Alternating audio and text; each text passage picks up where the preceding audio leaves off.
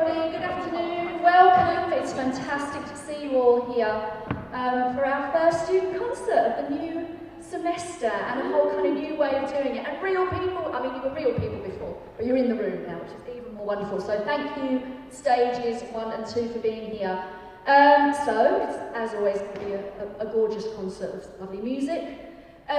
Before we get going, so this is a kind of blended version, a new blended version of this that we're doing.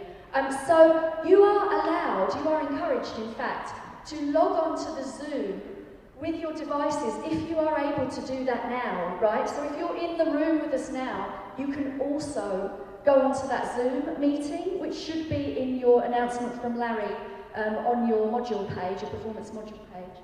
Yeah, does that make sense? So you can log on to that. You can then avail yourself of that conversation there. So you can ask questions on the Zoom, sign in there, and there are also people watching, there's finalists watching on the Zoom as well. So does that make sense? Yeah, you can kind of be here and there. What I'd really like is lots and lots of great questions. Obviously lots of great support for your kind of co-musicians, performers here. But also do get the questions and comments and feedback rolling, okay? We've got plenty of time today because sadly instead of 5 performers we've got 3. But they're wonderful, you know, so you'll have plenty of time to quiz them on what they are doing. Yeah, is that clear? Thank you for staying masked as well in the room, that's really great. So we may as well start with our first performer. So this is a performer who's going to be playing guitar and playing self-written material, and I think it's best if they tell you all about that. So please put your hands together for our first performer today, and that is Max Walker. Thank you, Max.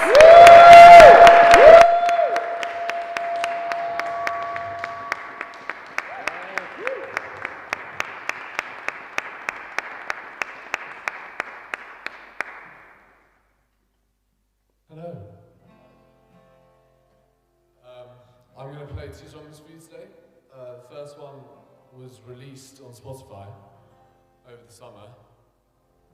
It's called Jupiter, from my album The Planets, which is a concept album linking human feelings and stuff like that. It's kind of psychedelic, but give it a check out if you like it. And the second song is a newly written song. It's going to be the first time I ever performed it in front of any other people. So yeah, enjoy. This is called Jupiter.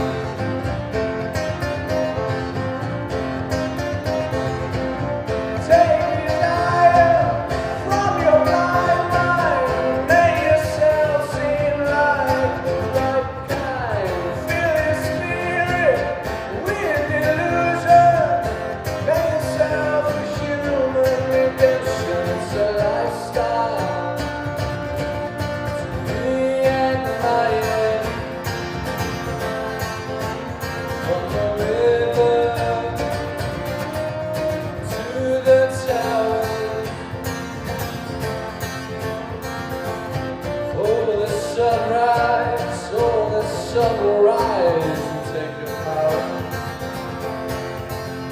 Oh, Lord, grant her desires. Oh,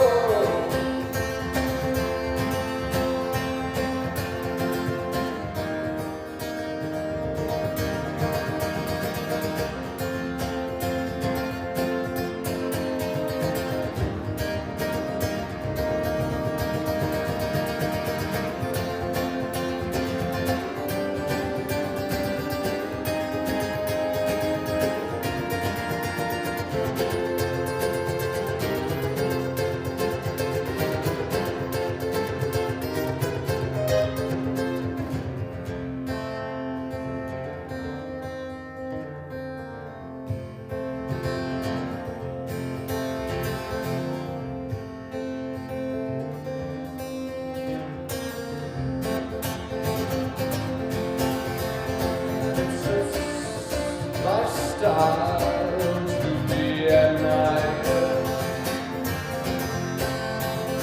From the river to the towers, oh, the sun will rise and take your house. Oh, Lord, grant my baby her desire.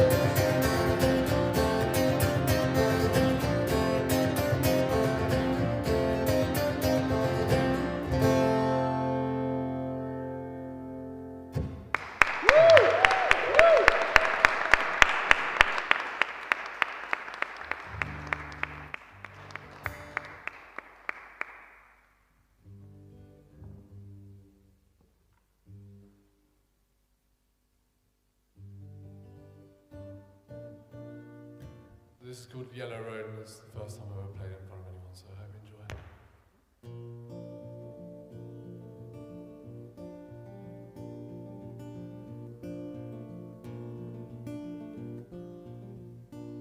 On the other side of the mountain, there's a yellow road that shows where we ought to go if we would feel so alone.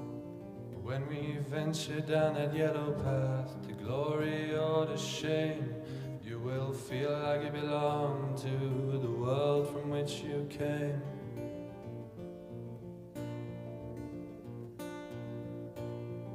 Staring in the darkness or gaping over life, there's a story to be told from every moment of strife. Teaching ways of subtlety to those who have no fear, but we keep on searching year after year.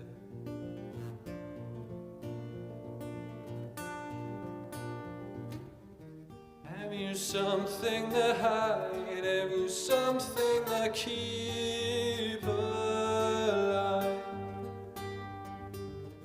Many doors may be closed and the night may be cold. You'll see, my friend, that your story will always be told in the end.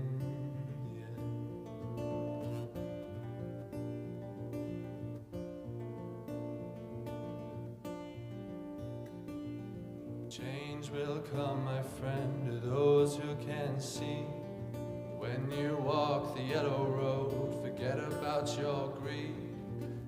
Many things will cross your mind, of this you can be sure, giving memory to the ocean and its white sandy shores.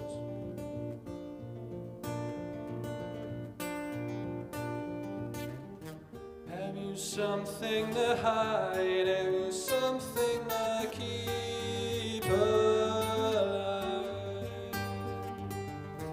Many doors may be closed and the night may be cold. You'll see, my friend, that your story will always be told in the end.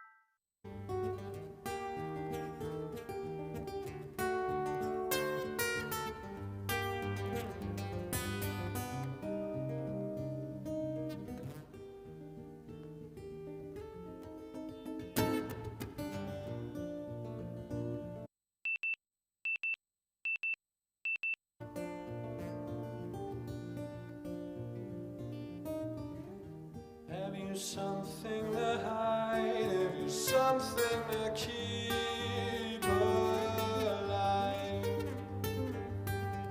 Many doors may be closed and the night may be cold. You'll see, my friend,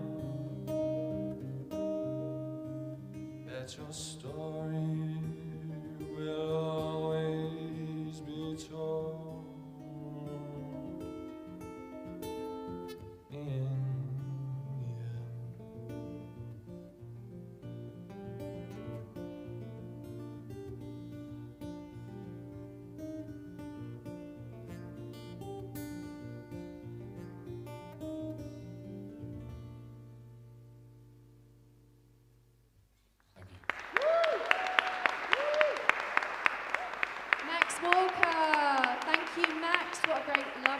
To start us off with. Wasn't that great? Give a bit more in the room.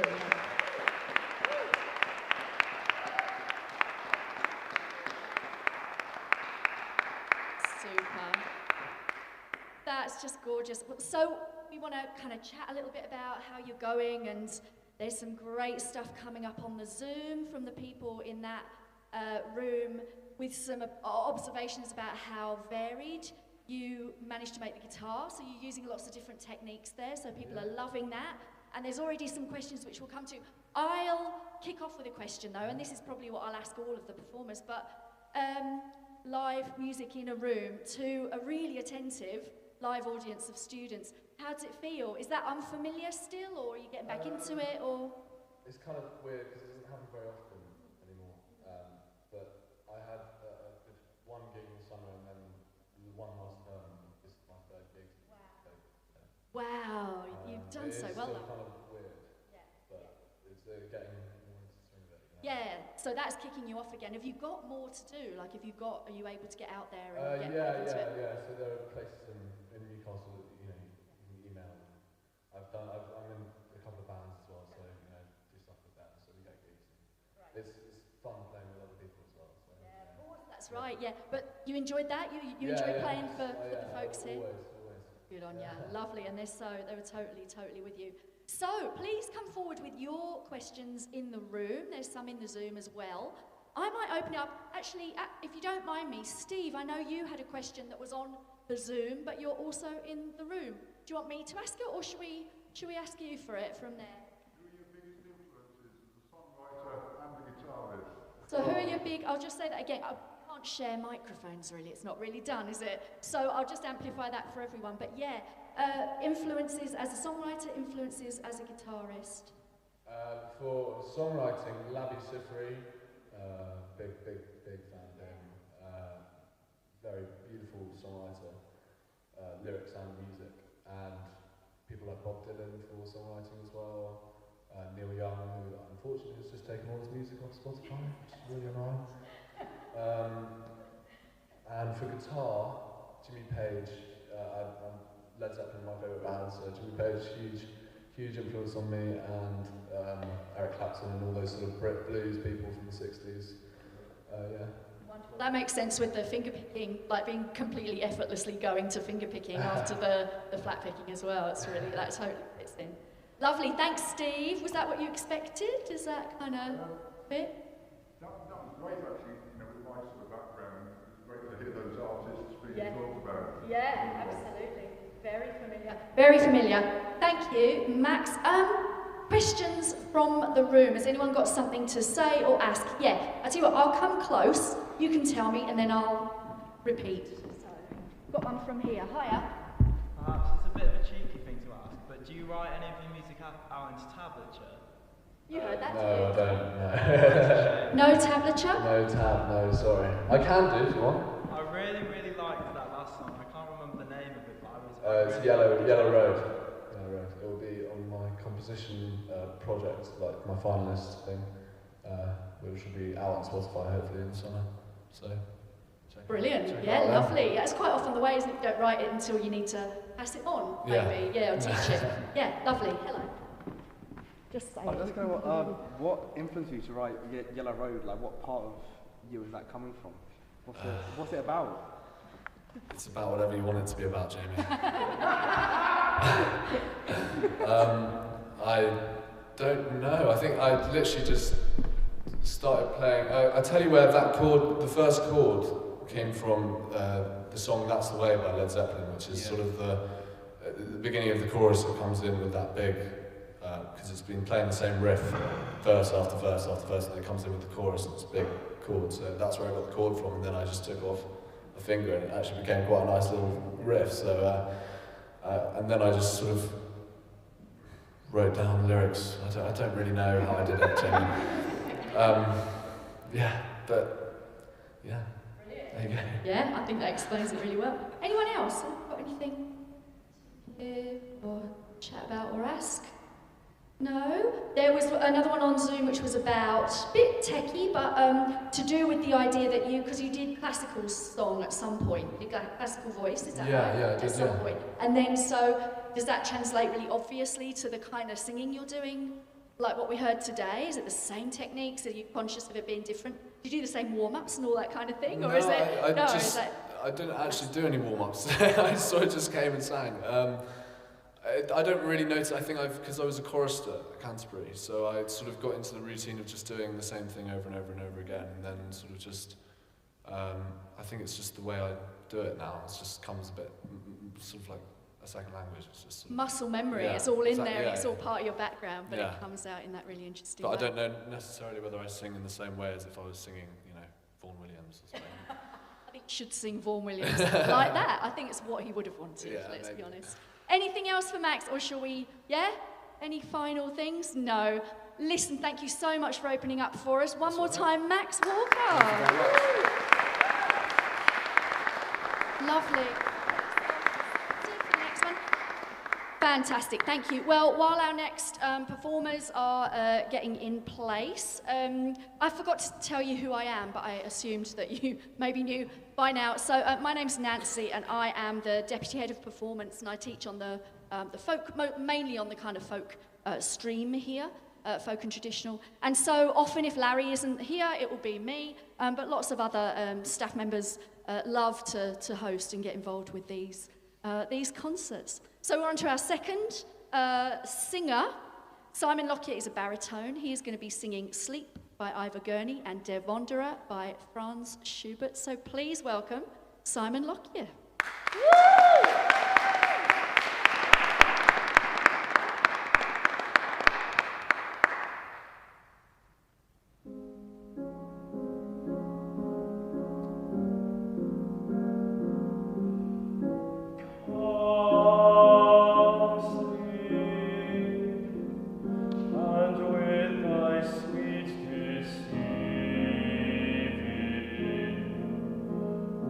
Lock me in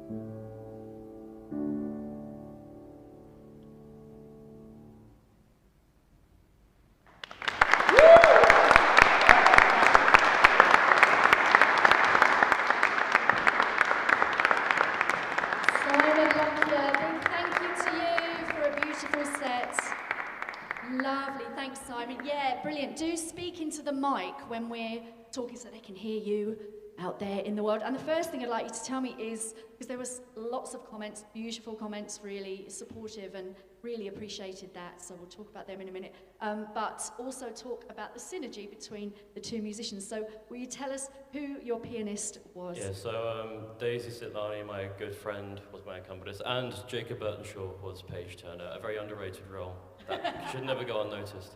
Thank you, Daisy. That was beautiful, really gorgeous, and lots of lovely comments about that. Yeah, super. So in the Zoom room, there was a big appreciation, and I think it's probably from someone in here too, from from that first question that I had about singing live and singing in the space and singing to people, and your voice absolutely filling this space. So yeah, same question, how does it feel? Is it familiar? Is it still a bit new and you're coming back to it, singing live to real people?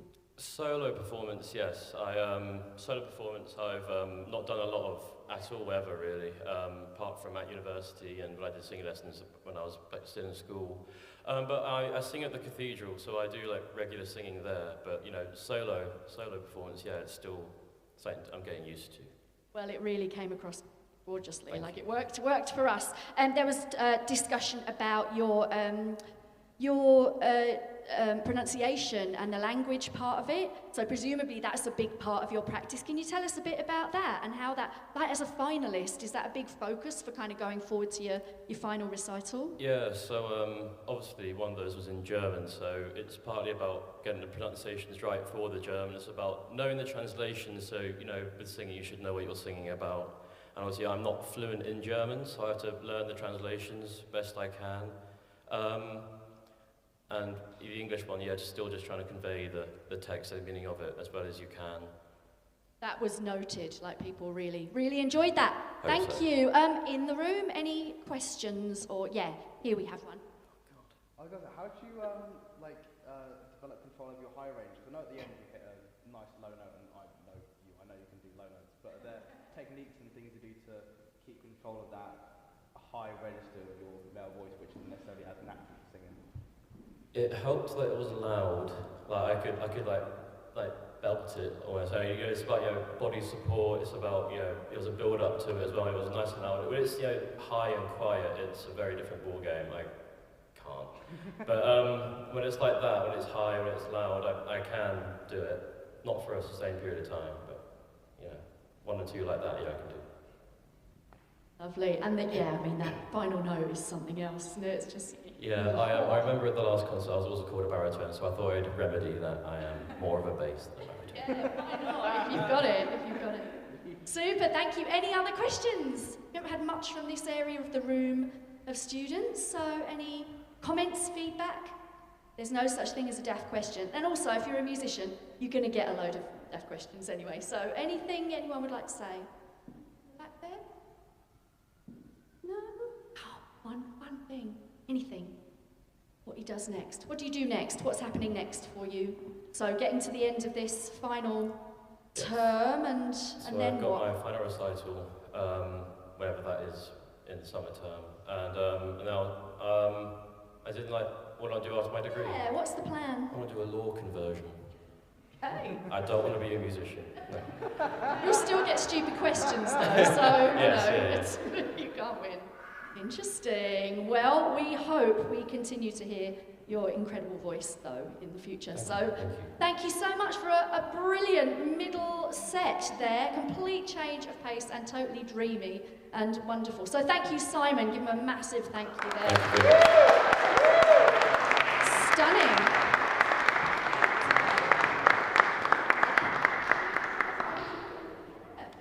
You all right?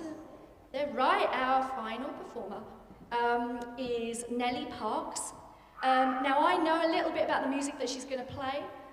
So you're playing, tell me, so it's Introvert and then My Boy. So these are fascinating. They are self-written pieces that are broadly in a kind of folk space, aren't they? But take their inspiration from really influential pop artists. So I'm sure we would love to hear more about that, but we will also hear your lovely couple of pieces. Please welcome our final player, Nellie Parks. Thank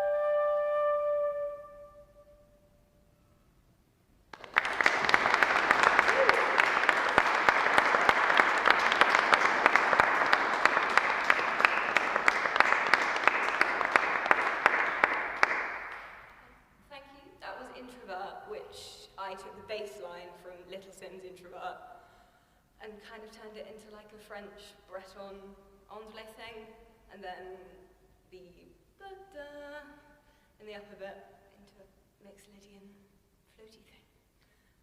But this is my take on Billie Eilish's My Boy, yes.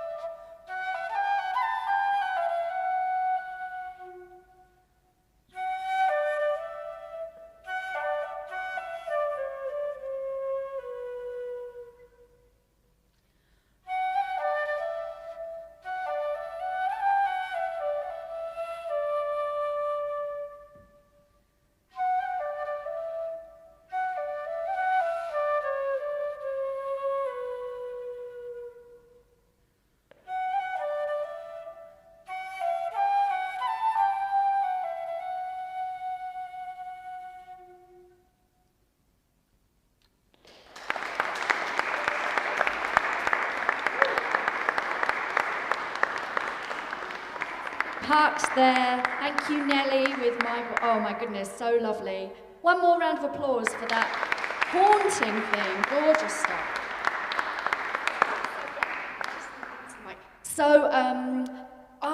So much, again, lovely support coming through. Some comments about your grace notes and how effortless they are and how smooth and how much they add to it. And your breath as well, the way you use the sound of the breath as almost like a punctuation and a part of the music. Can you tell us a bit about that? Because I think that's quite conscious, isn't it?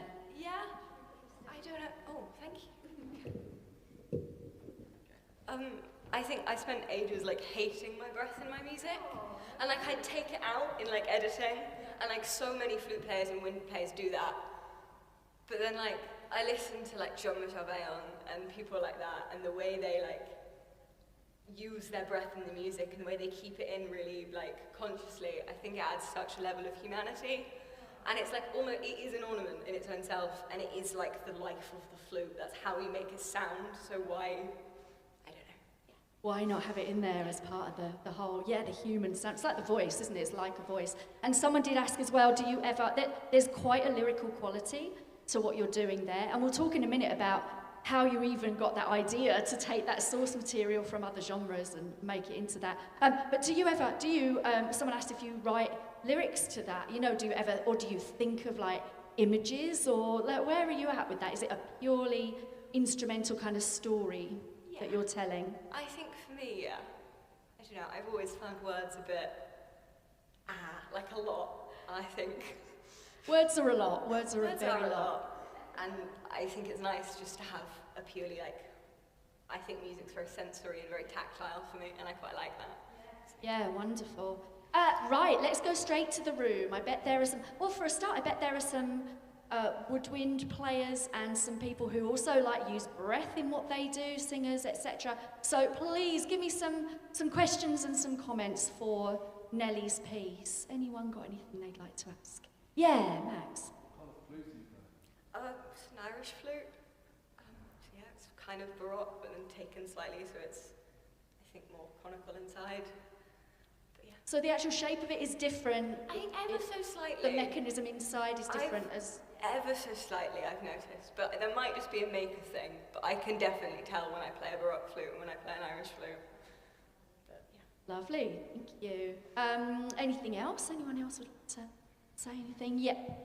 From the front, people. Yes. I wonder, how do you go about taking Little Sims Introvert and taking it? Because I know Yes. it's great. Yeah, wonderful. Especially when it's a hip hop song, which doesn't have, it has a bit of melody in there. Because Little Sims is great, but essentially something that is lyric driven without any big part of it being melody. How do you turn that into?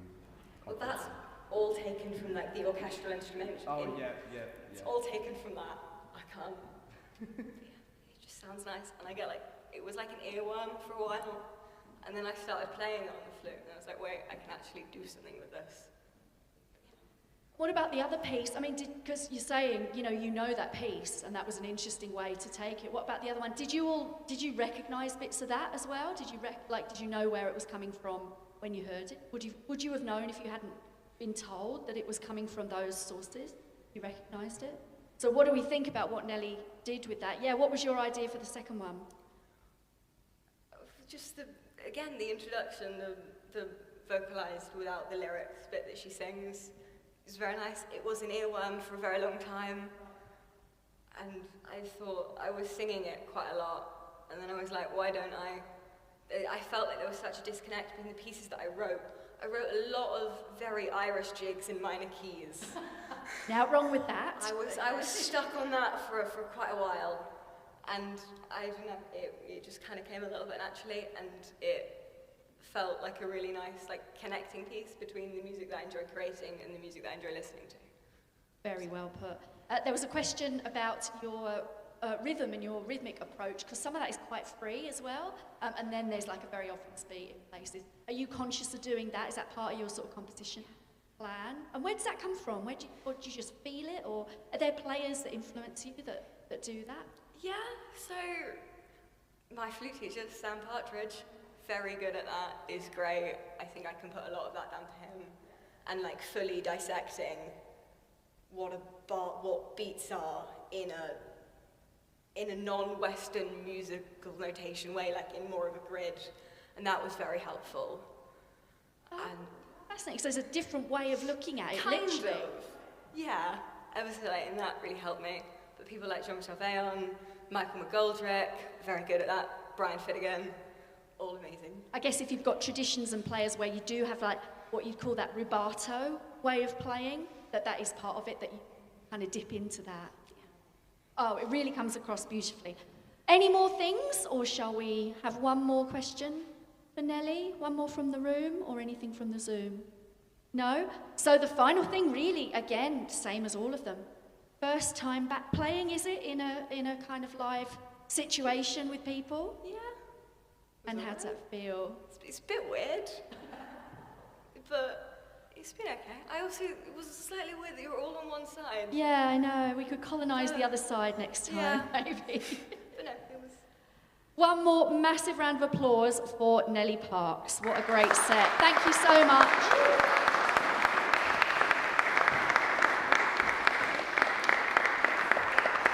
Okay, folks. Thank you so much for making it. Again, a little bit of a shorter one today. Not the shortest I've ever done, but really, really so great to feel back into it. So keep coming. Please remember, stage one, I think it is, isn't it? You've got to reflect on these things. You've got to write about them. examples of stuff you've seen and examples of people's practice here in, you know, in the room itself. So please keep engaging with that. Think of questions. Think of ways that you can draw these finalists out, because they've got so much experience and such a great take. So one last massive round of applause before you go for Max and for Simon and for Nelly, our performers today. And we will see you all soon. Thanks everyone, great stuff.